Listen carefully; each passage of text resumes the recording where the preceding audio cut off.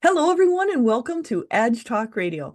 My name is Angela Zabel, that's me, and today I'm here with Cassandra Schamber, and we're going to be talking about mind, body, spirit connection and medicine, holistic medicine, Western medicine. We're going to see what is the deal between all of that. So I can't wait to get started on that. And then who am I? I am Angela Zabel. I am a teacher, coach, and medium who has been connected with spirit my entire life, sharing messages from the non-physical. And I also work with a team in the non-physical. So you may be hearing from them throughout this interview. I am a radio show host, writer, retreat host, teacher, coach, medium, gallery reader, doing speaking engagements, offering guidance, mediumship, intuition, coaching, and more with online and private sessions. And I also offer the Amplified Universe membership.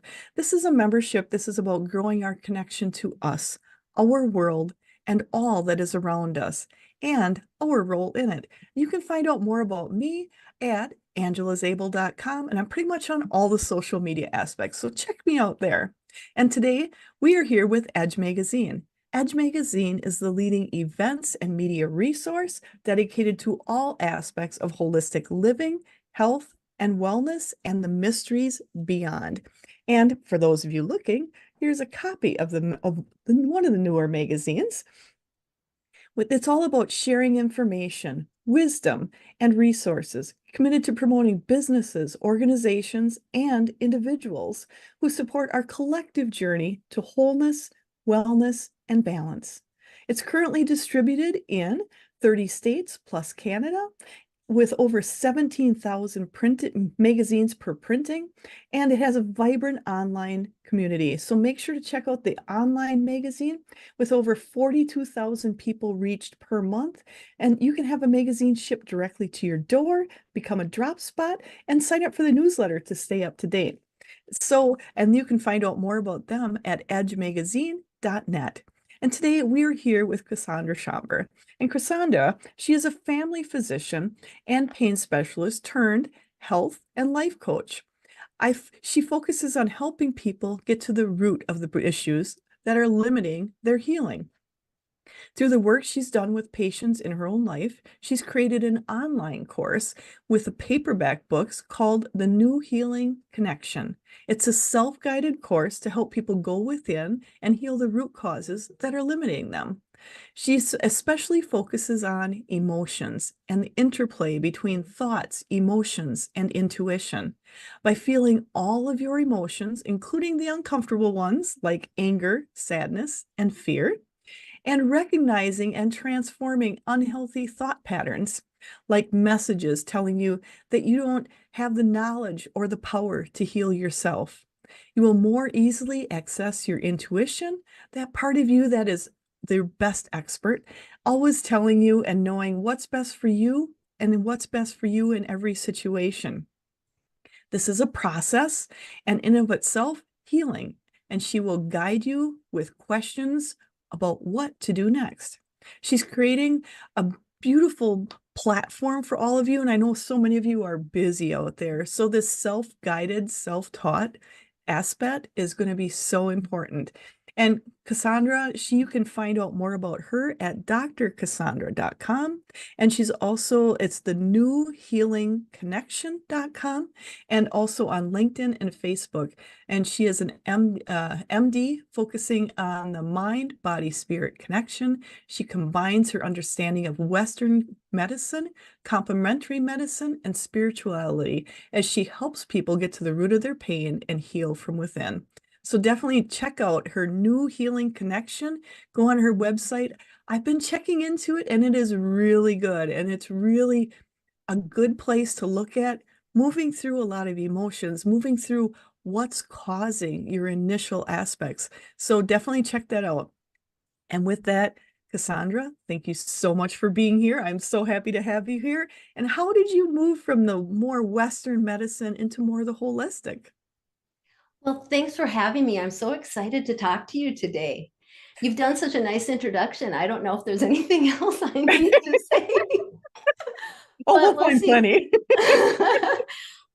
So what made me sort of go on the path that I went on? Well, if I look back in my life, when I was young, I had this really nice integration between the masculine and feminine parts of my life. And, people talk about the divine masculine and the divine feminine, sort of, that part, the divine masculine being the more intellectual, action oriented, whereas the divine feminine being more of the intuitive, nurturing type of ourselves. And when I was young, I was lucky because when I knew I wanted to be a doctor since I was, almost the first conscious thought was I want to be a doctor. Wow. And I was, honestly, I probably was just incredibly annoying, incredibly competitive. If I could look back and say, little Cassandra, there's one thing I could tell you, just relax a little bit. But anyway, so I would go to school and I was, I've got to get to med school, even in elementary school. That's how Wow. intense it was. And I would go out in the world. I would do that kind of active intellectual work. But I was really lucky because then I would come home and it was like I turned that off and I lived this really feminine world where I was really close with my mom, my grandmothers.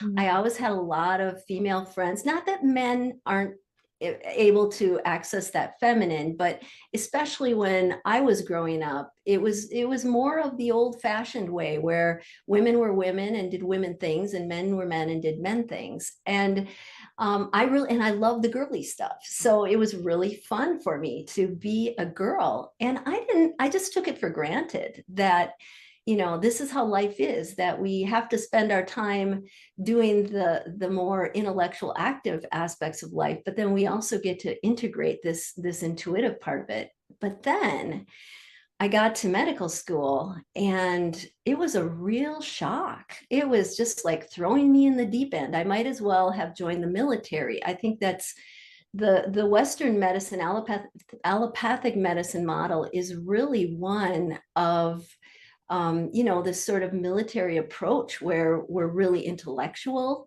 We are uncomfortable with emotions. We don't want to even talk about intuition. What is that? And so, oh man, from the first day of med school, it was just a shock for me because I just assumed life was going to just be, a continuation of what I'd been experiencing. And part of it was just that I had to spend so much time.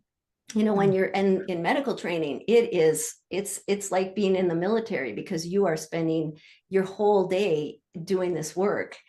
And so that time for myself on a personal level during my medical school and then my family medicine residency really beat me up. And I'm also a very petite, small, wimpy person. And I need to sleep a lot. I need to rest a lot. I have to eat and go to the bathroom more than once a day. And it was just so much imbalance for me. And I'm also a very sensitive person emotionally. And so I need time to process things. And I didn't have that time. And it just built and it built and it built. And so on a personal level, by the time I got out of residency, I knew something had to change because I was just really miserable physically, emotionally. I knew I was out of balance. I didn't know exactly what I needed to do about it, but I just knew that I wasn't going to be able to continue. And then as far as my patients were concerned,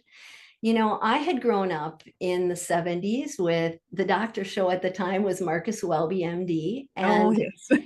do you remember that show? Yes. And I don't remember a lot because I was so young, but it felt like, the patients would come in and Dr. Welby always had a really good answer for any problem. And, by the end of the episode, everyone felt better. And I thought, wow, I want to do that. I want to be part of something like that.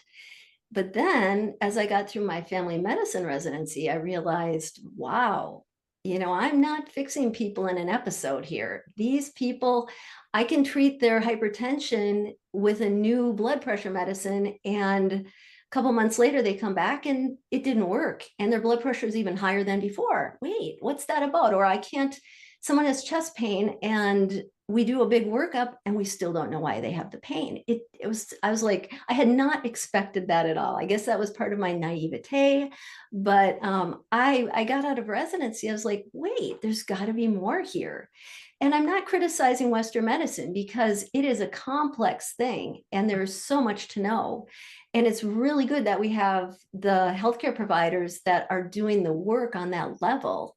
But it became really clear to me really quickly that that is not even the beginning of the answer for how we can heal. So that's really what got me going. By the time I got out of residency, I was just personally and professionally, here I had expected that, boy, I'm going to get out of residency. I'm going to start working in a hospital or a clinic. Because back then you did it all. You, as in family medicine, you were in the clinic, you did call in the hospital, you delivered the babies. And I would have loved to have that lifestyle, but it just wasn't in the cards for me. So I had to start looking outside then and thinking, well, how am I going to do something different? And that's really what brought me onto this path where I started investigating the different types of, and back then, now we're talking 25 years ago, that there wasn't a Yes. lot, at least in Minnesota. Maybe if I lived in California or New York or something, but in Minnesota, we didn't have the internet yet. And we were pretty much, you go to the bookstore and or the library and you see what you can read. And so that's how I got started, is by studying the things I could find and just slowly figuring things out that way, one step at a time. I love the fact that, you said it didn't feel right. And this was way before, like you said, way before the internet, you know, everything is at your fingertips now. It surely was not then. You really had to search for it. Yeah. Did you And have that experience too? I mean, have you been on this path for a little while too? I've been on the path for a while, but I just I checked out different books. I was reading different things, but I was this I didn't think it pertained to me type of thing. Oh, mm-hmm. Not that I wasn't ready to accept that I was communicating all the time. I'm looking at through the books and going, oh, they're communicating, they're doing this, and I'm like, oh, that's really cool. I hope one day I could do that too. And I'm like, I didn't accept the fact that I was already doing it. That was the Oh, acceptance. It was me accepting the fact that I was doing it already.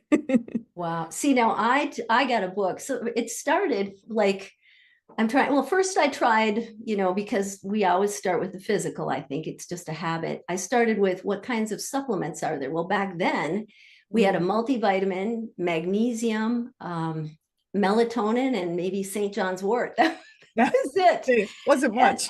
and then, there were some different, I tried hypnosis and then Deepak Chopra. Thank goodness for Oprah, because I found Gary Zukav and Carolyn Mace. Oh, And so I started working with energy, but like I got a book on how to read auras. And back then, I was so in my head, so intellectual, that my intuition, I had really sort of cut that off. And I wish I could have looked at that book. I was like, okay, this is it. I want to see that aura. But it wasn't meant to be for me at that point. So yeah, so I started doing all of these investigations of different things. And I realized as I'd be working with patients, I was like, wow, this stuff is really applicable. mm.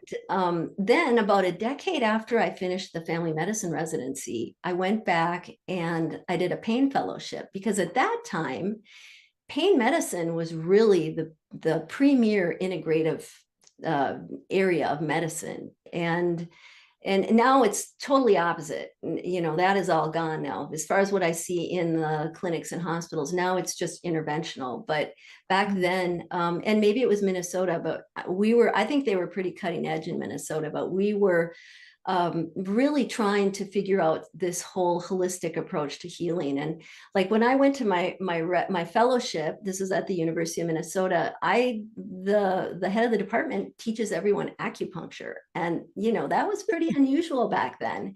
So I learned acupuncture, and I worked with these really progressive physical therapists and psychologists and people who are really trying to think outside the box. And so that was really a good base for me, where I started feeling, this might be something where I can practice medicine and still I can work and start being integrative with all of this.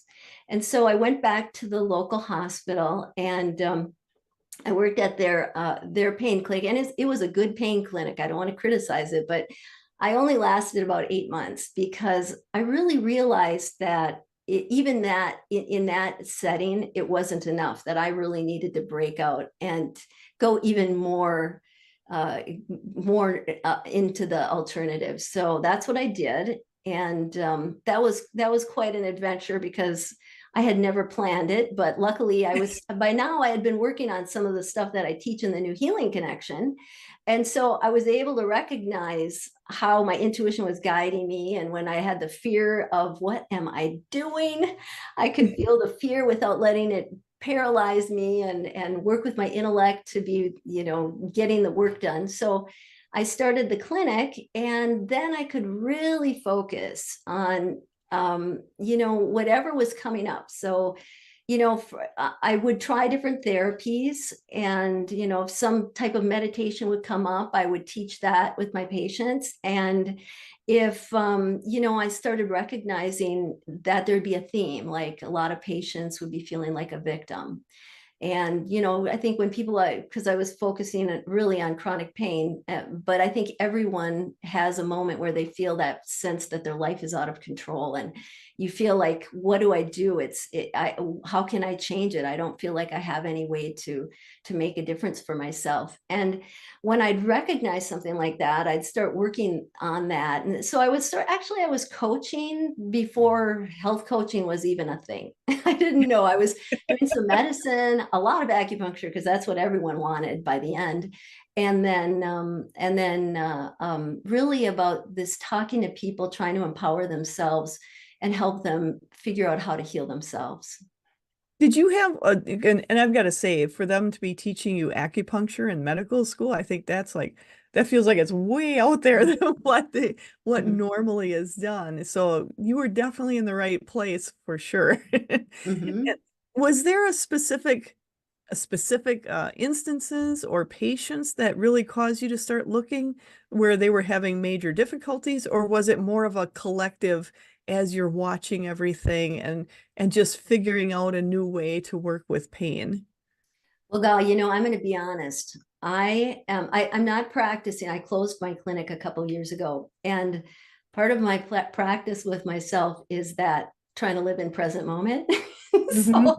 I can't hardly remember what had happened last week. But if I look back, what I'd say is there were certain themes. I mean, and I'm glad I did the New Healing Connection, because I did a lot of examples of patients and situations, because I probably couldn't even remember the details now because it's sort of in the past for that aspect of it. But I do know that there were themes. You know how I think when I almost felt like I was being sort of guided with it. So like I would have like if like shame came up, and because that's another thing, when there's been this sort of movement for the last few decades where you're going to heal yourself, and you've got to have the positive thinking and the right intention. And it's there's almost a, like, if you fail and you didn't heal yourself, there's like a little bit of a shame on you for not succeeding. What's wrong? And I saw that a lot in patients, and also when you have an illness, and especially shame with pain, because people can't see it. And my Right. patients they just felt really inadequate, and they felt judged a lot. And so shame came up a lot. So things like that would happen, and then I'd be like, one patient after another giving me different aspects of it. And so then I put it together, be like, yeah, this is something we have to talk about. I've got to add it to and I wasn't thinking about it as a course then, but I had handouts, and I'd be like, this week we're talking about energy, this week we're talking about emotions. And so that's sort of how it would go, is that. And then one of the big themes in my practice was about opioids, because I didn't really do much advertising. What I did was I sent a letter to the physicians in the community, and they had already met me from working first before I went to the pain practice, but then as the short term, I was doing pain medicine. And I got a lot of, that was pretty much where I got all to start. I got a lot of my referrals, and then people would self-refer. But and what would happen is, because I really advertised myself, I, instead of saying, pain clinic, I called it Schamber, that my last name Schamber Alternative Medicine, because I wanted people to know I am really looking outside of the box. And so I was really happy I did that, because I ended up getting a lot of patients who were dealing with problems with opioids. Okay. And whether they were addicted or whether they just had gotten on them because of pain management, because this was really at the height of physicians doing a lot of opioid prescribing. And so I think physicians in my community were starting to realize this is a problem, and what are we going to do about it? And so that ended up being sort of one of my little specialties was, oh, we don't know what to do with this patient, so let's send them to Cassandra and see what she can do about it. And I'm not an addiction specialist, but I learned enough where, when they needed to get treatment, chemical dependency treatment, I was able to help with that process. But I also tapered a lot of people. And so, yeah, it was a little bit of everything, a lot of different patients with different needs. And then it was also sort of this whole collective sort of a movement. As I look back on it, I can see that there was definitely a movement where yeah, it was, I felt at moments I'd be like, wow, I'm so profound. I would think to myself, I'd be having like this great idea for like, wait, this isn't me, because this is way too smart. And so I felt like it was like the more I could relax and sort of let my intellect go, because my doctor part of me, I had already learned what I needed. So the intellect was sort of comfortable, and I didn't have to, be worrying and thinking. Then my intuition could come in and help guide with that process. And that was really fun when I was doing that. And I keep hearing, so I just keep hearing you work with a team, you use your intuition, you work with a team on the other side also, team in that non-physical. And I just keep hearing they gave you a lot of different ways to look at the same type of session. So like when you're working with shame or working with addiction, you would have lots of different patients that would come in with all different aspects of it. So you could see more of the whole picture. And they said, I'm just hearing, they said they did that because they knew you were smart enough to put all the pieces together. Oh, thank you. But it was, it's really interesting how when you trust your intuition, how so much more information will come in. So you can take a different perspective on life in general in a lot of different areas. And for you, there's a lot of doctors you talk to, they don't really talk about intuition or using that. So you're maybe a little bit different on that aspect. And there's other ones that might, but they keep it on the down low. So your intuition, is that something where you've had your whole life, where you've really tuned into it? And when you went to medical school, did you kind of tamp your intuition down, or did you use it to your advantage? Well, that the concept of intuition when I was young, that was just not in the collective consciousness, Yeah. not in my world. So, but I had no concept of it. But if I look back, yeah, I was really lucky when I was growing up, because and I think it was like more like that for kids in general. My parents sort of let me just live my life. I mean, not that I was out of control or anything, but there was a lot of freedom. We didn't have all the computer and all of the social media. So we really got time to go within and be with ourselves and get to know ourselves. And so that process, as I was getting to know myself, that was really, really natural for me. I didn't realize it was happening, but yeah, I think I was really intuitive from the time I was young. And then when I got, I mean, even in college, I remember like, I'd study for in a class, and my goal was, you got to get to medical school, so you got to get an A, and so I sort of I was college was just about getting A's for me, really. I wish I would have had a little time to enjoy some of my classes more because I was just so focused, but I could just sort of pick out, like, what am I going to need to study so that I can get what is going to be on the test. And so that was nice. I didn't, and so I think I was intuitive, and that was an example of that. And then when I got to medical school, I think I was just so exhausted. There were times where my intuition would come out, but I was trying to suppress it too. And I think that's part of my misery, was that it was just so much work that there isn't, for me, there wasn't time to just relax and feel into that intuition. And so it was there and I used it, but it wasn't as clear as it was once I got, and even when I was working in the different healthcare systems, I felt like my intuition was there, but I just felt like I had to follow the rules too much. And so I was trying to suppress that some. And that's why it was so fun when I had my own clinic, because then it was sort of like, then the intuition became, I always say that, if I talk about the three parts of your inner self, your mind, your intellect, or your ego, and the thinking part of you. And then there's your body. And, there's a lot to that, the physical body, the energy system, but also the emotions are really physical. And then the intuition connected to that higher self, or to God or source, or whatever you want to call it. And, our bodies are sort of like the car getting us through life on the path of our journey through our life. And typically we let that intellect drive, and the intellect is not a very caring driver. And it can take us on like little detours over, oh, I don't want to have to deal with this pain, so I'm going to go to that McMansion, the nice neighborhood, and live where there are, the grass and the lawn is nice, and it looks like there's not going to be much misery of a nice car. But what happens is, even in that nice neighborhood that your intellect brought you to, you go behind closed doors, you could be lonely, you could be abused. There are still lessons there. Not that that's a bad thing to have those detours, but I feel like I'd rather have my intuition telling me, okay, this is the way you go. And I'm going to use my intellect to be like the GPS. Okay, how do I get there? And I'll have to feel the emotions because that's part of life, but that'll be fueling my journey. And if I can do that, then everything flows more easily. And then I sort of get the work done because, I at least I have a life where I have work I have to do.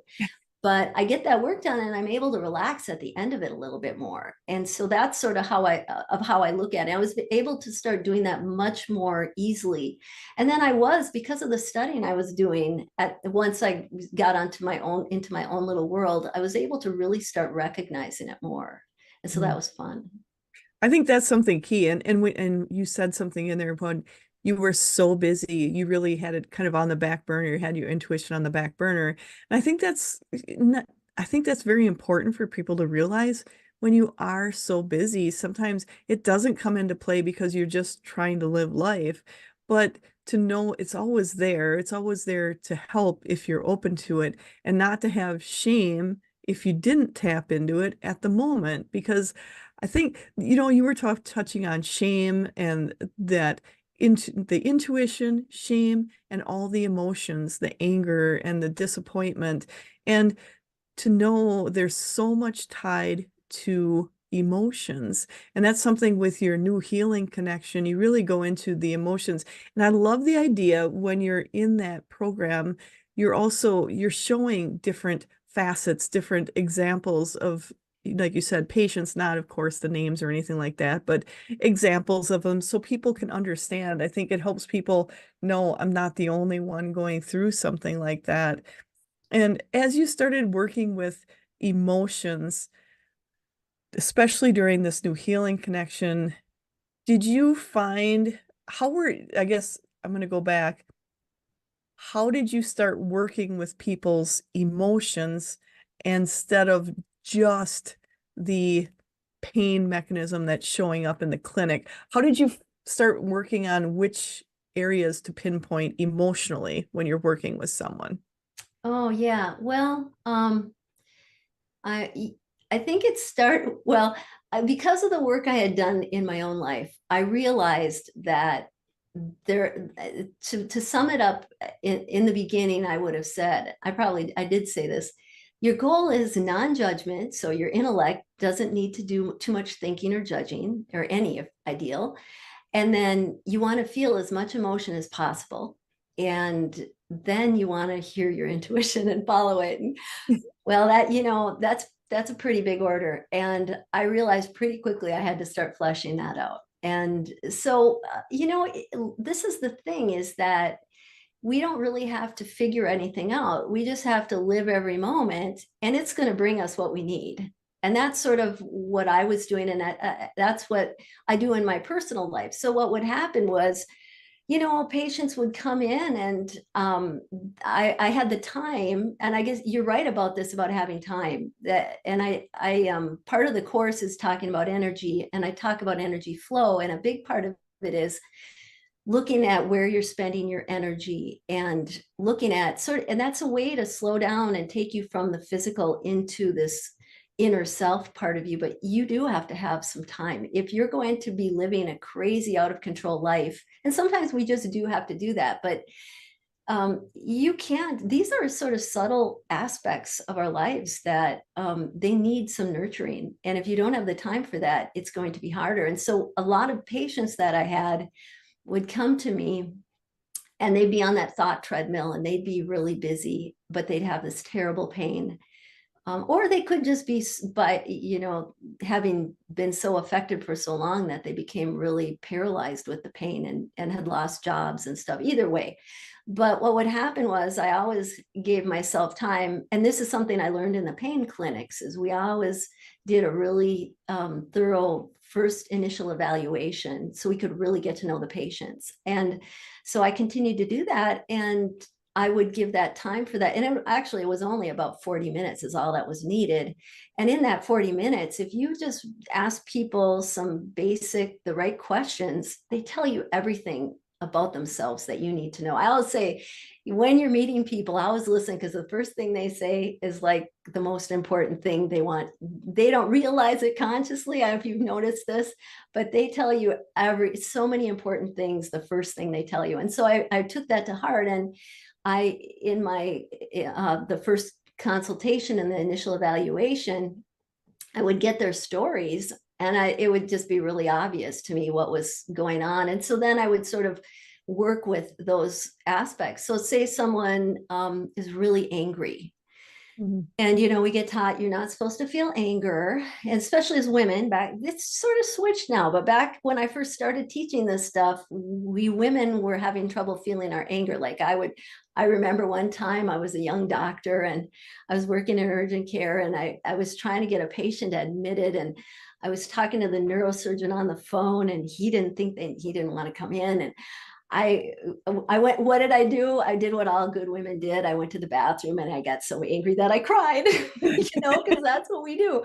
And so that's sort of how I would find people. And then I would sort of get into whatever it was. And I would sort of know, maybe it would take some time down the road, but I would be like, well, let's talk about the emotions. And then I didn't integrate that. So it would be like, that's how I found the 4 key emotions that I feel are where people spend most of their time: the anger, sadness, fear, and joy. And so learning to recognize those, feel them in your body. So for anger, when you're getting those moments where you're feeling really frustrated and your body's really angry, to let your body feel it, and to be able to be open and not hold that in and not suppress it. That's the kind of thing we would do. So I would just, it's something you just have to practice and work with. And that's sort of how that all came about. I think that's really important for people to know, though, because a lot of times we were taught, I mean, and there's still a lot of aspects where they do that, where hold your anger in. Don't show your anger. Don't show that. Don't show your emotions. And really that's, I think, crippled us in a lot of ways and really put a lot of internal physical ailments coming on us. Is that something you've noticed where the more internalized people are there more physical ailments that are manifesting themselves? Oh, for sure. Yeah. And I'm a big student of this idea of that. So your physical body has an energy component. And I like the Chinese medicine way of talking about energy flow with the meridians. I'm not, there's, when I'm doing my meditation and stuff, I'll be thinking about vibrational frequency, but I think that gets a little too intellectual and it becomes really goal oriented. And so I feel like wherever we're doing in life, we always want to try to stay as unintellectual as possible because that's so overemphasized in the world. And so I like thinking about this idea that we have this energy flowing through us. And if if you don't treat the system right, the energy will either get stagnant and blocked, or you can leak the energy out of a system. So like in Chinese medicine, they say, if you have a physical accident, a trauma, you can have an injury to your energy field and you can leak. So if you hit your shoulder, if I hurt myself, I grab that part of my body just because I learned it in Chinese medicine. You grab that to sort of hold that energy injury and to patch it up. And so that's one aspect, but then there's that stagnant energy when you don't let that energy flow. And this is people like Louise Hay, Carolyn Mace. There's a book I really liked lately. Dolores Cannon's daughter, Julia Cannon, has a book about, and they all talk about sort of different ways to look at your health, at your physical problem, what physical condition you have, and what chakra, what part of your energy system is connected, and then what part of your life is connected with that. And so that's a way to sort of make that connection, that as I would play with this with patients, I was like, wow, this stuff really, it's real. This really pertains. If I would, do that, like what part of their body, or if you're having chest pain and we're looking at the fourth chakra and we're saying, well, this is the chakra where I'm going to get nurturing, where I'm going to nurture myself, where I'm going to allow that feeling of love. And then I'm looking at people with heart disease and with breast cancer, and I ask my patients, and I'm like, oh my goodness, that totally fits. You've got to nurture yourself now. A lot of those women with breast cancer are giving, and they're not nurturing themselves. So that kind of thing. I was working with that, and then I'd bring in the emotion. And so the emotion, it's basically, it's like, if you've got this, if you think about it, it's like a physical experience that you have. And emotions and thoughts are like apples and oranges. You really want to separate them, and you want to treat them like totally separate parts of you. And that's why it's good to sort of define them. So the intellect, or the thoughts, and a lot of people, if you're thinking mind body connection, I want to break that down and really be clear when I work with my patients in the New Healing Connection, is that the thoughts part, or the mind part, I look at that as being your thoughts, the intellect part of you, the words going through your mind, the words coming out of your mouth, the words that make your beliefs. The ego is another part of this. So this intellect part of you, you're going to work differently with that part of you compared to your emotions. So that's in your body. And I don't really care, where people say, is it coming from your limbic system, or where's the vagus nerve involved? In a way, that's just all intellectual, and you can go get treatments or do exercises. But we're talking on a deeper level. What do we do? How are we going to work day to day? How can I work on these parts of myself and my inner self so that I can heal myself? So emotion, this is your body feeling emotion. And it's hard to describe because it's an experience. It's not an intellectual thing. And that's the really important thing to know about emotion, is that you don't have to know what emotion you're feeling. You don't have to identify every emotion, because when you're doing that, you're in your intellect. And emotion is not intellectual. So if I'm feeling really cranky and my body's feeling that irritable physical crankiness, my job isn't to figure it out, because that is going to defeat the purpose. My job is to learn how to let it flow in a healthy way. And that really becomes the purpose. So you don't have to even make it a goal to feel emotion, because life is just every day going to give you emotion, unless you're not like me. But I think most of us, you can watch the news, you can just be in your body, you can look at the conflicts you're having with the people in your life, look at where you're not happy. And joy is part of this too. A lot of people, because they're suppressing all the other emotional flow, they can't, if this is sort of an all or nothing thing, you either feel emotion or you sort of suppress it all. And so if you want to feel a lot of joy, then let all of it flow. Let your anger and your sadness and your fear flow. And then you're going to find that your joy is much more intense and much more incredible. And so that's the thing is you look at these two parts of yourself. And as you go through your day, you say, well, okay, I'm going to watch my thoughts and what are the unhealthy thoughts and work with that part. But you're going to be doing different stuff for your emotion. The emotion flow is, I'm feeling sad, so I'm going to let myself cry. And you can use, like, my old cat is coming close to death, and I probably start crying now. And so the sad part of me that wants to cry, this is the physical emotion, and I let myself cry. And I'm in public and I got to talk. So, I'm going to rein it in. But on my own time, when I need to feel, or fear, if my heart's pounding with fear, I don't say, oh, don't do that. I've got to, control myself. This isn't healthy. I say, good.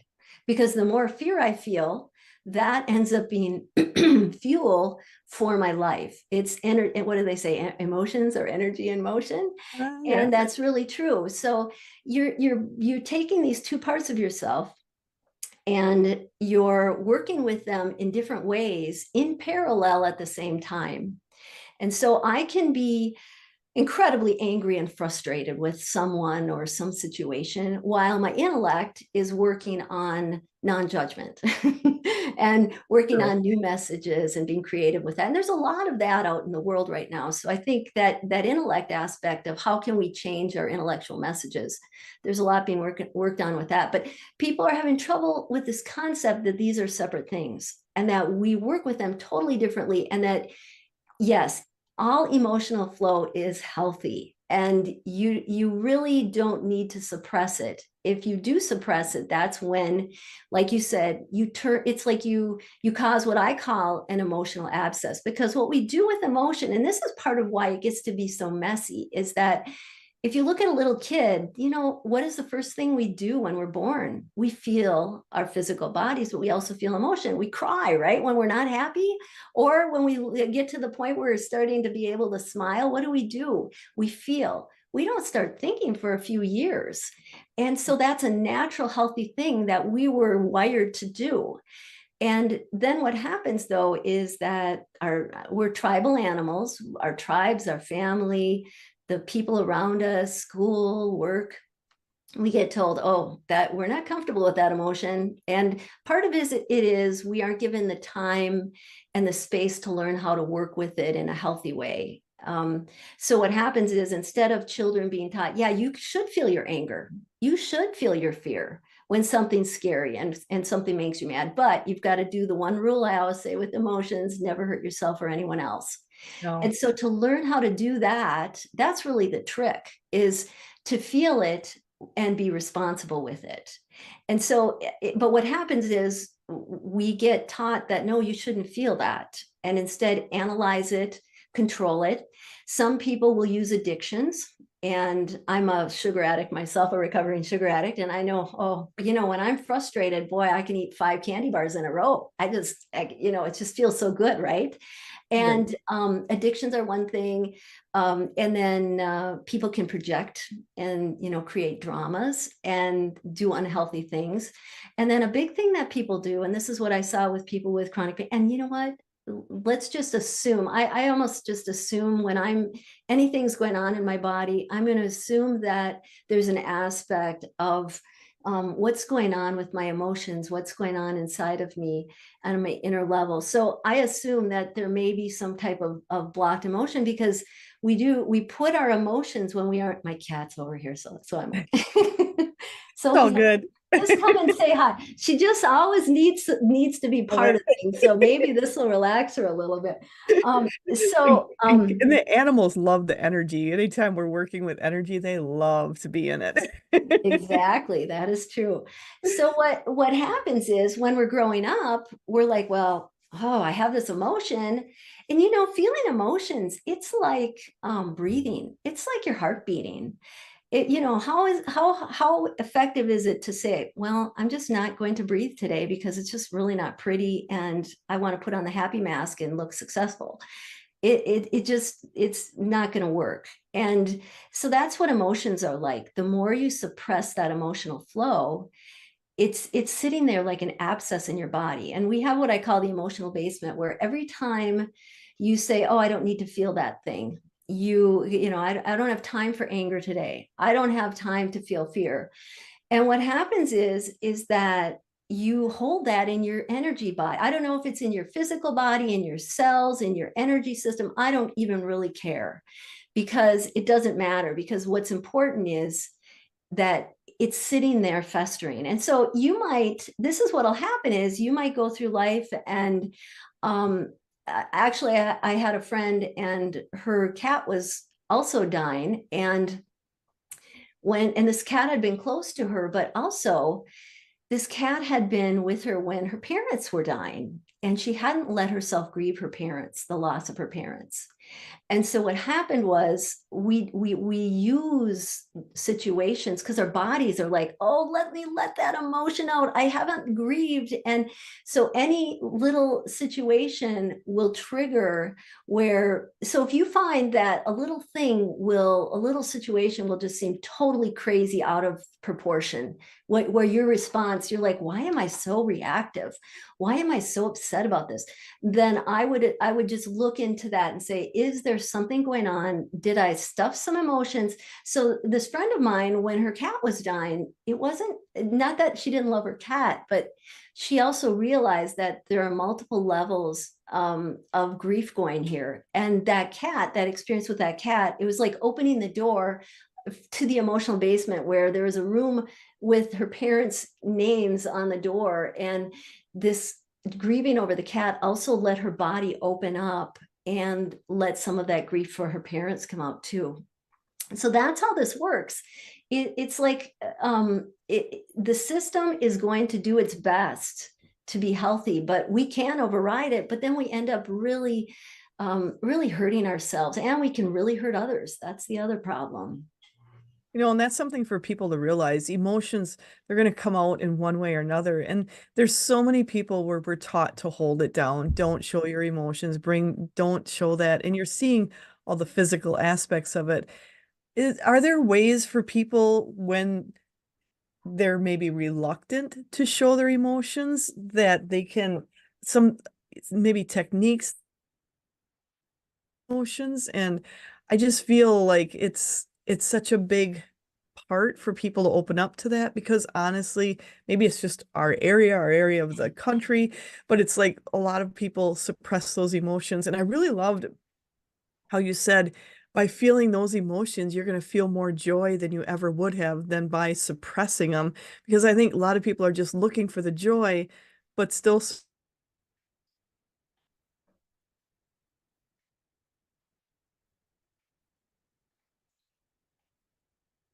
Well, I think you're frozen up a little. I'll just start to answer that, and you can cut back in when you come back online. Oh, Absolutely. okay. Yeah. The I have to laugh because in my course I have the example. I don't know if when you were young, but there was the joke that a woman would say to her husband, "Honey, what are you feeling?" And he said, "I'm hungry." And that's sort of much that exemplifies this Midwestern. You're in Wisconsin, I'm in Minnesota, and let's just say that the stuff I teach isn't being appreciated by everyone that I know. It's still, there are a lot of people that are still blocking this and are really uncomfortable with it. But so yeah, I think that's why I did the course. Let's just say, I mean, I got a ton of them. That course is like 20 hours worth of stuff.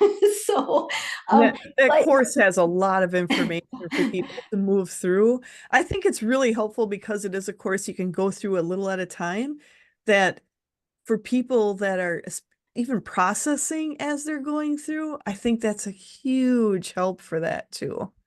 But yeah, what you can do is, because I think a big part of it, if you're in Minnesota or the Midwest, is you don't want to do it in public because you're embarrassed. And Mm, so I talk about that a lot, that this is the beauty of feeling emotions. This isn't something that anyone else has to ever know about, as long as you've got a little time and space to do it on your own.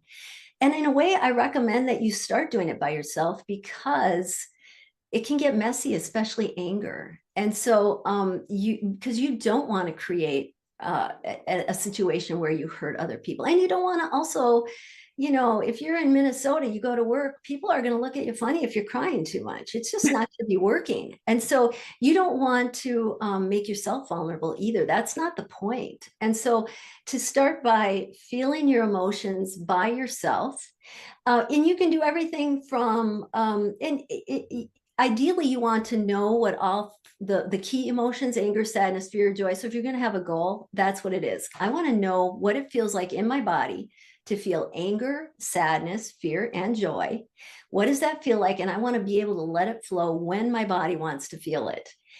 That's a good place to start. And you can do this by yourself. Now, if you want to start with one emotion, you can, you can say, I'm going to watch a scary movie and let myself feel what it's like to feel it. Or I'm going to watch a sad movie, or I'm going to listen to, for me, some of that really heavy metal, hard music just makes me so irritable. It makes me cranky. So sit in your car and listen to, or maybe you don't like sappy love songs and they irritate you. So listen or cry to them. So you can do that. You can read books, fiction books, and don't get too intellectual. So if it's about, you're not going to be reading the history of the world unless it's a really emotional, exciting history of the world. And you're going to, now it's your goal. And actually, this is sort of fun. It's like going back to being a kid when you're sort of playing. I'm going to play now, and I'm going to deliberately just make myself feel like I'm a little kid having an experience.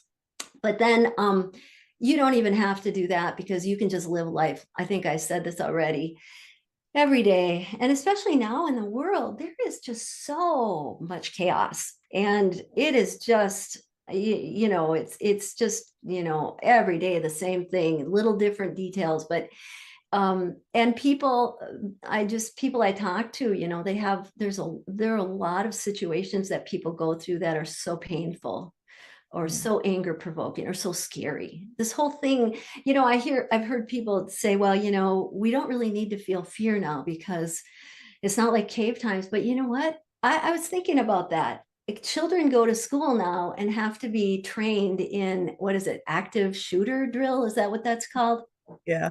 Now, when I was a kid, we did a fire alarm twice a year, and it was like fun. And that was, we didn't have that kind of thing. So just living life, but letting yourself feel what life is. You're in the grocery store. I'm a very impatient person. That's one of my, things I'm going to be working on until the day I die, is my impatience. And when I go to the grocery store, I want to just walk right through, have that line just open up, like what is it with the Moses and the Burning the water.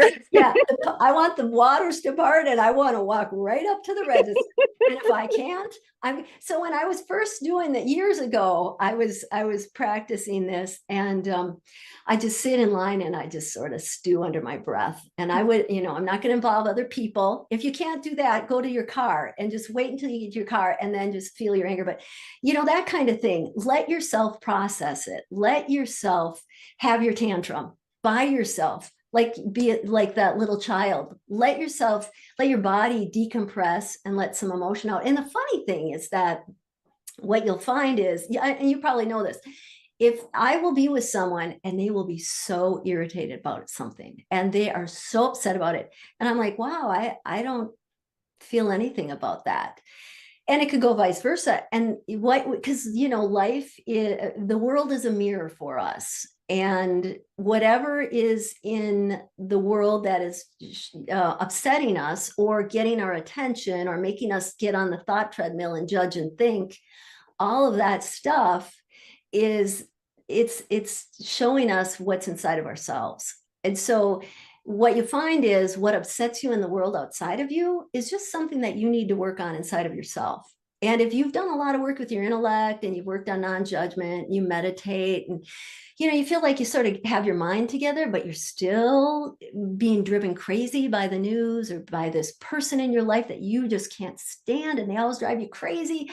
And every time you see them, you're determined this time it's going to be different, but by the end of the visit, you're going to just want to just well, you'll probably find that if you start doing this work with emotions and go off by yourself and let the emotion flow, this is the way, and this is what I found for my own life. This is the way you finally put those dramas. I've got a module about dramas in the course, but this is how you put the dramas to sleep and the conflicts, so that you don't have to keep having that same conflict, and you can finally come to peace. And it might not be that you're going to spend a lot of time with that person, and maybe your intuition, and that's the other thing, is as you work with your thoughts and your emotions, that's where you do your work. But with the intuition, there is no work, because intuition is just about allowing that expert, your own personal expert that always knows what's best for you and everyone and everything in the situation.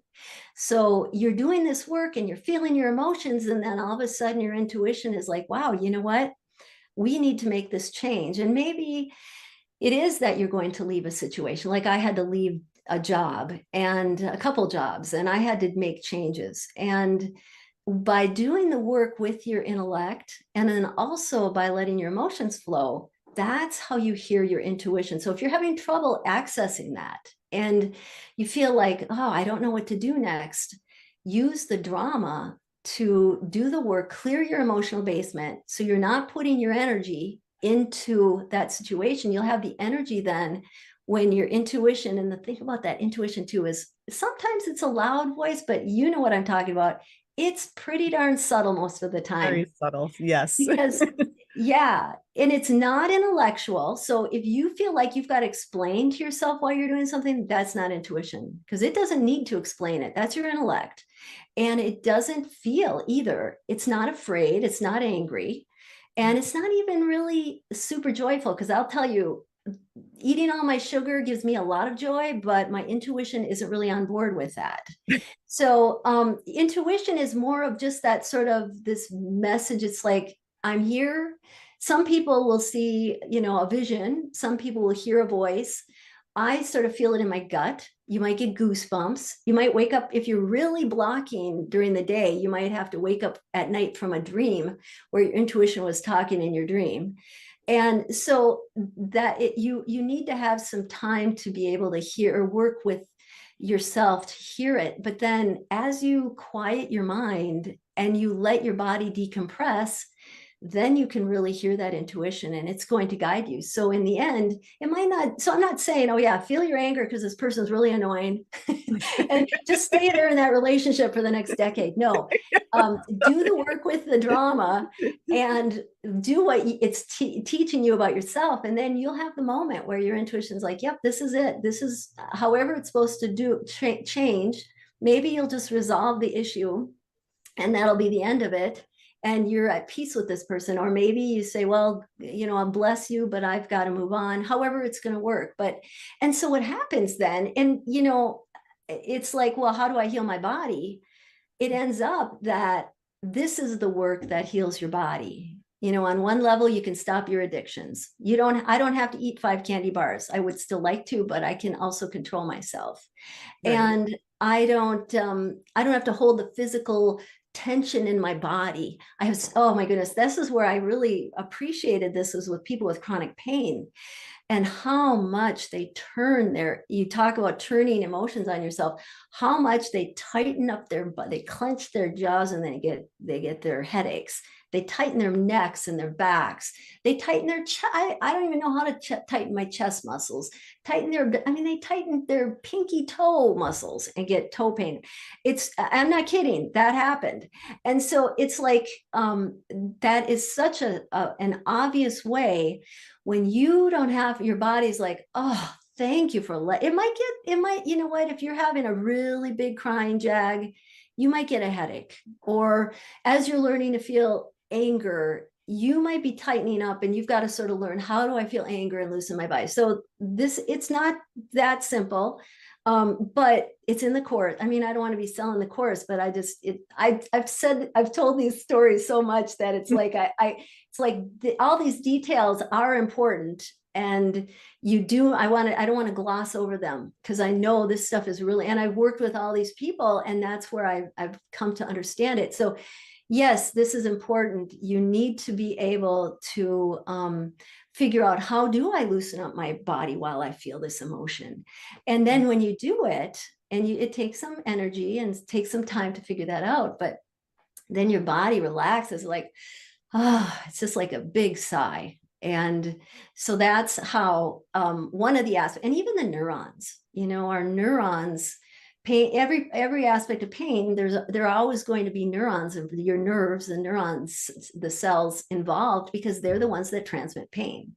So I don't care if it's muscle pain or nerve pain or whatever kind of pain it is, the nerves are involved. And we all know about the sympathetic nervous system. There's a lot being discussed now in the new age healing community, the energy healing community, about how we need to, people are looking at the sympathetic nervous system and the whole, the brain and the limbic system and the vagus nerve and all that. And really, this is, if you're having trouble getting to the root of the problem, you want your nerves to finally be able to relax, then you do this work where you just let yourself feel. And you get to that point where you're getting more like a child again. Because kids, if you look at them, what do? They're really, like, if they're scared, they're like, oh my goodness, I'm scared. And they're scared for a while. And then, they take care of it as much as they can. And then if the situation is a healthy one, then they let it go and they move on. That's what the cave people did. They sat in the cave and then they go out and fight the bear. And then the sympathetic nervous system would kick in, and then they come back home to the cave after they're done, and they'd be able to relax, and the parasympathetics would kick in and they'd start to rest and digest. And so it's like, we need to be able to honor our body. This is really about honoring your body. And That's I what think emotion I think is. I think that's something really important, because so many people, you're out there, you're doing everything. You're in, a lot of times with the society we're in now, you're in almost constant stress all the time. And it's learning to recognize it, learning to recognize the triggers for you, and changing how you're handling those triggers, changing what you're doing to them. And then you also mentioned about being in the present moment, and that's something you've been working on. So how, because there's so many people I've talked to, and I know you've talked to, where how do you let that go? How do you move beyond that? How do you let go of everything in your past? But for you, what are some methods you've done to be in the present moment, and how has it helped you? Oh, yeah. Well, I have to laugh because this goes back to 25 years ago, when I was trying to figure out, after residency, how do I relax? Because I was in that state. I was really hypervigilant, really intense, having trouble relaxing and sleeping. And so I was trying all these types of meditation, and nothing worked. And I hated it, just hated every minute of it. And it just was so difficult. And I sort of gave up. I was like, well, I guess I'm going to just put that aside. I guess I'll never meditate and I'll never be at peace. And so I sort of just sat, and part of this was intuitive, because I joke, my superpower is feeling emotions. So I've always been emotional. I might have tried to suppress it, but I've always had to let myself feel it. And so I'd have well, that they can meditate, I guess I can't. I'd be grumbling to myself and feeling some anger and about why I can't meditate. Why can't I see auras and everyone else can see auras? And but what happened was, the process of this, and I'll have to say, about 20 years ago, I had a psychic reading. It was really helpful, because it sort of really honed in on this mind, body, spirit, and the differences of these, and gave me some hints. And I was like, oh, wow, yeah, okay, I can work with this. So it sort of gave me a little bit of an infrastructure. I had been working with this stuff, but I didn't really realize it. And so that really helped me start putting this together. So in my own life, I practiced what I preach. I worked on finding healthy new messages. And a lot of that comes, I find when we're suffering, it's a lot of it, the intellect, spirit is really our spiritual experience. That's really not, the thinking intellect part isn't so much the spirit is that it's like emotions, you feel it, you know what I Right. mean. Yeah, It's absolutely. experiential. And your intellect has to get out of the way for all the magic in life, I think. And so, but one thing that my intellect needed, it was some new messages. And I find that so often with suffering, I always go to that idea that I'm connected to everyone and everything, and we're all connected. And maybe down here in this dimension, we don't realize it, but on the other side, we're all working together, cheering ourselves on as we play out the dramas of life. And Absolutely. that, huh? I said, absolutely. There's definitely so much support on the other side, but a lot of times we don't realize it's there, and it's being able to tap into it. And you, with your intuition, have definitely tapped into a lot of that and bringing their knowledge, their understanding, bringing it here for so many people to help so many people as they work through their emotions and their pain, physical and internal pain, to move through that. That's so important for people to realize. Mm-hmm. So, yeah, thank you for tapping into your emotions, your Well, intuition. and I'm glad, I'm selfish, and I don't even care about anyone else because it made me feel so good. that, but that's what I did. I would find new messages, and sometimes you have to be creative and look for other people and help. And then I felt and I'm not talking if you're going to really embrace emotions, I've gone through months at a time where I cry every day, or months at a time where I wake up every night and feel fear for a couple hours every night. And or I'm cranky when I stopped eating sugar, and well, I didn't stop, but I reined it in. I was cranky every day for at least 6 months. And I allow myself to do that. And so it hasn't been a quick, easy road. And I think that's a really important point, is that healing is not, there are miraculous moments, and that's wonderful. And I sure wish that would happen to me. But in my life, the real healing takes time. And so I didn't have a plan to live in present moment. I mean, I knew that would be fun, but I didn't expect it for myself. But as I did clean my emotional basement, you'd say, and as I did my work with my intellect and help it relax. And by the way, just by feeling your emotions, if you're having trouble getting off what I call the thought treadmill, where you can't stop thinking, and that Mhm. is the quick fix, is get into emotion, because you can't think very hard when you're having your tantrum or your pity party. And it sort of naturally calms the intellect. And first the intellect fights, but it's like, no, I want to be in control. But then it's like, wait, I can relax. And this is a process, because most of us have been doing this for decades.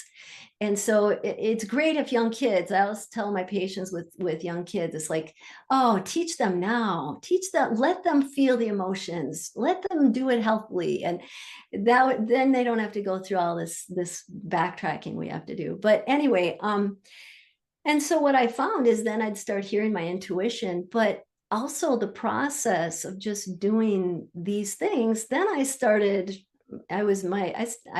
meditating. And now I do I guess you call it self hypnosis, because I learned how to do it for other people. But it's like now I'm to the point where I go around during the day, and I get a little embarrassed with my friends because I'm so in the moment. I can't, I'll like, what were we talking about last week? It's like, and I'm still in a little process now where I'm a lot. I feel like I'm more in my intuition and more in my present moment, but my intellect still wants to fight. So when I'll be like, you go in the other room, and you get there, and you're like, what was I looking for? And I'm like, okay, now see what that is that's if my intellect hadn't jumped in and tried to control, I would have, my intuition would have brought that up for me. But I still have this process. Do you know what I'm talking about? Where I'm Yeah. still, my intellect is still a little bit of a bully, still wants to get in, but I'm working with it. But Absolutely. And I think that's something for people to know. It's like a lot of times you'll do something and you'll know inside it's like, oh, I should have listened to myself. I had a thought, I had a feeling, I should have known, but I did it anyhow. And it's really not taking yourself to task for it, but just go, oh yeah, next time I'll try to listen a little bit closer. yeah, So yeah. absolutely, it happens a lot. And when you talked about meditation, it's also, so many people like, oh, you need to meditate for an hour or 2 hours or whatever. And you're doing all this, you have to meditate. Like you said, I'm not meditating. What's wrong with me type of thing. And honestly, I have a difficult time doing the traditional meditation. So I do it my way. So what can you recommend for people as for meditation? Is that for everyone? Is there ways to do it? Is there something that's not so um yeah, I almost Oh hear the yeah. word where we Well, condemn ourselves for it. I think there are two types. If you want to do the meditation, I think that most people are teaching. It's really it's the intellect working with itself. So there's that kind where I'm going to observe myself. Well, there's your intellect again, right? Or I'm not going to think, which is like, a sugar addict working in a candy store telling me not to eat candy while I'm looking at it all day, right? It's for me, it was really hard to do that. But Absolutely. some people it really works well for. So you can do those types of more of the traditional meditation techniques, and if they work for you, great. But if you're like me and it just because my intellect, being especially I think being a doctor, you really have to develop your intellect. When I got out of my training, my intellect was the boss, that I wasn't going to be able to trick it out of being really intense. It just was so, it felt like it had to control everything. So what I recommend, if you don't like meditating and you have trouble with meditating, is then go through the back door, and instead of working on a process to meditate, then focus on the emotions. So your meditation might be, I'm going to listen to a book on tape and just quietly listen to that and see what I feel in my body. Or maybe your meditation is walking, or it's movement, or it's in the pool, or it's something where you have, for me in the beginning, I think now I think back on it, I think it was more gentle movement where I'd have different stimulations so that my intellect could be a little bit diverted.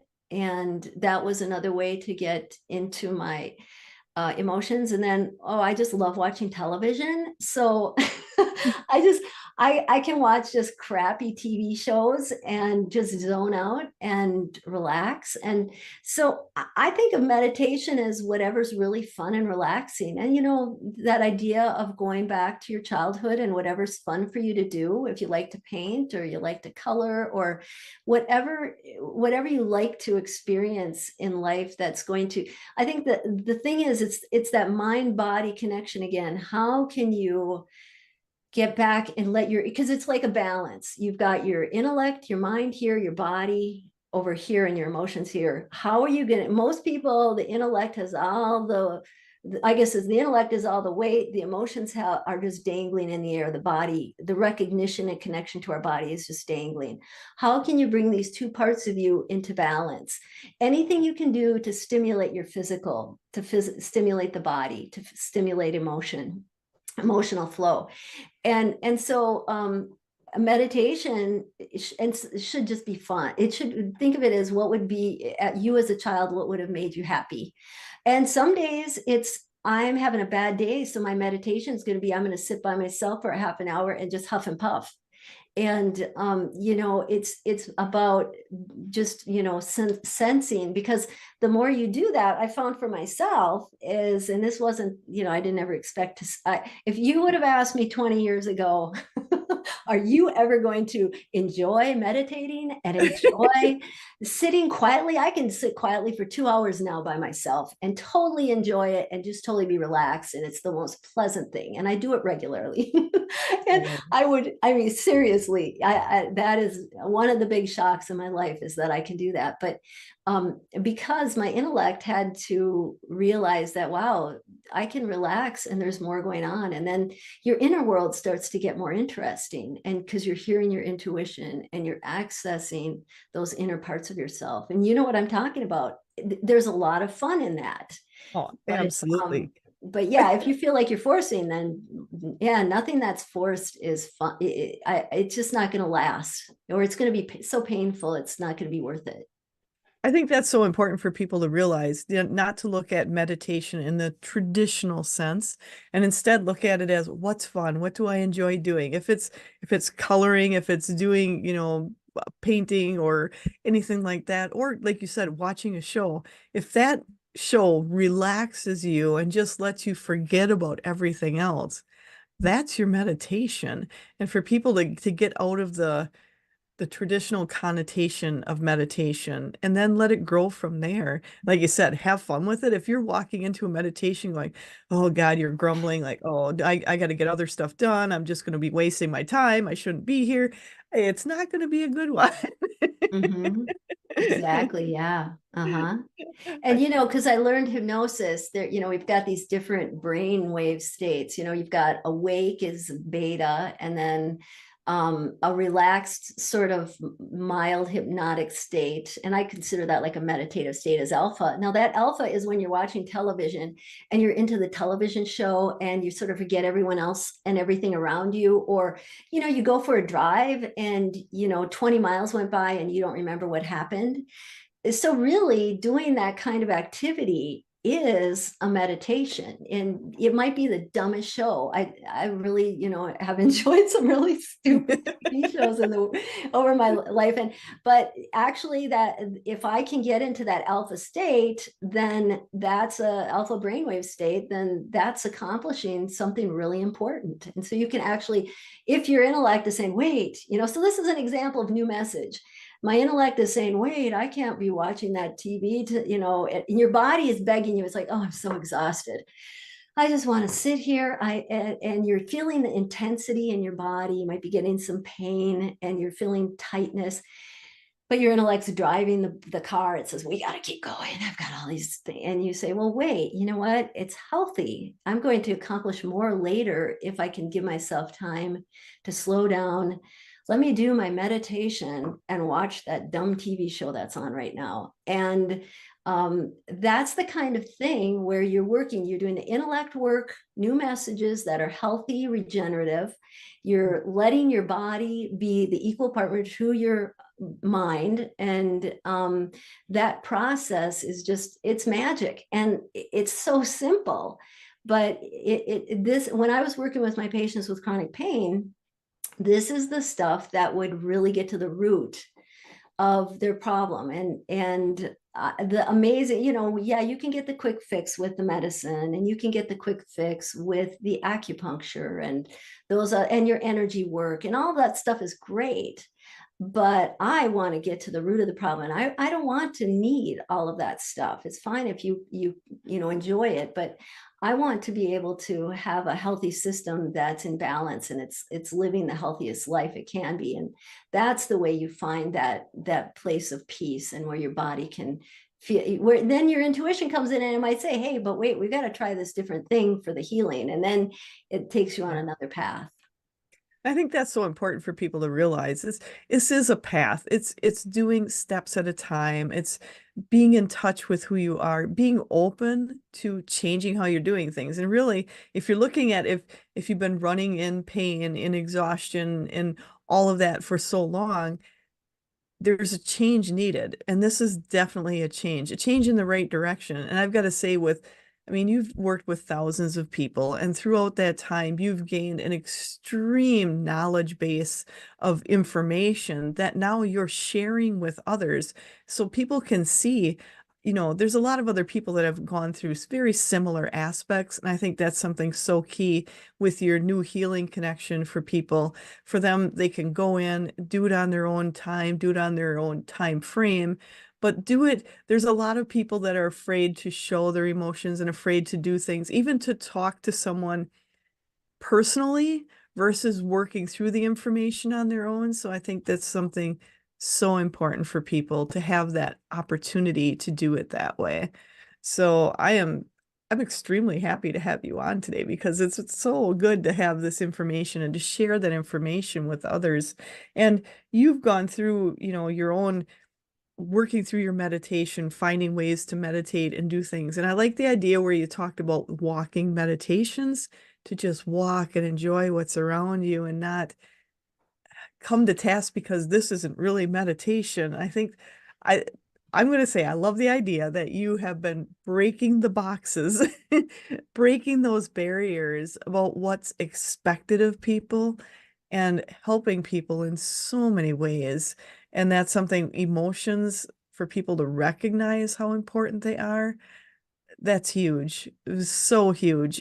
And especially, like you said, in our area, especially not as familiar with other areas if they hold it in as much, but here a lot Well, of them just actually, I think I sort of studied this because that came up at one point, and I think what happens is this is it's a problem all over the world as far as I see. And what happens for a lot of people is there are the cultures where they seem really, emotional, and you think, oh, they're really feeling the emotion, but it also can become a problem with projection. And so that, now we're seeing in the world all of these wars and all of this chaos. And when you look at that, a lot of that is that projected anger and fear. And so I think, yeah, maybe we hold it in more, but in a way I'd rather hold it in than project it out and create the stuff that's getting chaos. created. And so no, I just from what my experience has been, and what another thing is, a lot of people will do one emotion well and they can let that out, but then they suppress the other ones. And so it ends up being like, remember John Wayne and Clint Eastwood in the olden days, and they're like, I'm tough. Because I always laugh, when they're angry, they feel anger. When they're sad, they feel anger. When they're happy, they feel anger. Anger. And so whereas women, we were like, when I'm sad, I cry. When I'm angry, I cry. When I'm happy, I cry. So yeah, I think I do feel like this is a worldwide issue. And yeah, some areas they do let things flow, but then a big part of this too is about the healthy, the safety way, a safe way of doing it Yeah, without, and that's where the dramas come in, without blaming other people for your fear and or the other emotions, and being able to look at yourself and say, well, where are they showing me that in myself, and what do I need to do for myself to heal my body and then also to heal my life. And so that's an ideal one. We can all my world, my fantasy world is that we'll all be doing our own, feeling our own emotions, letting that flow, working on our non-judgment, and being much more intuitive. And sure, I'm sure we'll still have medical conditions that we're going to need right. doctors and healthcare providers for, and we're still going to want to have people who are doing all the different things that are being done in the world. But if we could all just take care of our own selves a little bit more, a lot more, it would just make the world so much easier and so much more peaceful. So that, yeah, that would be ideal as far as I'm concerned. Absolutely. I agree with you. And it's to wish everyone could really get in touch with themselves more and not take it on, not take on everything around them, be able to express themselves, like you said, without causing harm or danger to anyone else. That's obviously not what we want, but it is a culmination of bringing all of the modalities together. There's absolutely needed the parts with the medical aspects. You absolutely need them. There's absolutely great areas to use the holistic approaches and to bring and meld both of those worlds together. I think that's what's so important for with having you on here is showing you can meld both of those worlds together. And what a beautiful melding it can be and helping so many more people. Because honestly, there's a lot of people with chronic pains and things that they really can't pinpoint where it's coming from. But my guess is some of that is a lot of it coming from emotional aspects also. Yeah, for sure, for sure. Awesome. Well, I just want to thank you so much, Cassandra, for being on here. And is there anything else you'd like to say before we close the interview? I don't know. I think I said a lot. You did awesome. You shared so much great information for people. And I think for people, I honestly think have to go through and listen to this a couple of times to pick up so much of what you had said. So definitely amazing, amazing. Well, And thanks so much for having me. It's been really fun talking to you, and I like listening to your podcast. And I love the way you have your guides helping you. oh, awesome. Well, thank you so much. It's always so much fun. They love to join. They love to join. So thank you so much, Cassandra. And I just want to encourage everybody to make sure to go out there and check out it's drcassandra.com or the newhealingconnection.com. And also she's on LinkedIn and Facebook, and I will have those links down below. So if you're listening, can't write them fast enough, no worries. Go on down below and check out the links and you'll have them there. And thank you so much, Cassandra, for everything you've done. And thanks for I like the fact so some of the reason you're here is you listen to some of my other podcasts and approach me, and I am so happy you did. So Mm, thank you so much for that. I yeah. appreciate it. And definitely, so for those of you out there, make sure to check her out and make sure to check out her new healing connection for people because there is so much information in there. It's definitely going to be worth your while. And with that, I just want to say thank you again, Sam, so much for your time and for sharing your knowledge and who you are. And I also want to encourage everybody, watch the next episodes of Edge Talk Radio on the first and third Tuesdays of the month at 7 p.m. Central Standard Time. If you've missed any past episode, no worries. You can listen to the downloadable podcast on pretty much all of the downloadable podcast areas, or you can watch the interview on Angela Zabel, Teacher Coach Medium on YouTube. So thank you all for listening, amplifying our universe together. Thank you so much and have an absolute